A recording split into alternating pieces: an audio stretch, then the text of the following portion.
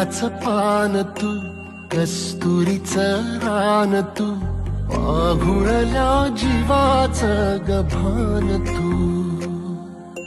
केवड्याच पान तू, कस्तुरीचं रान तू, पाहुळल्या जीवाचं गभान तू.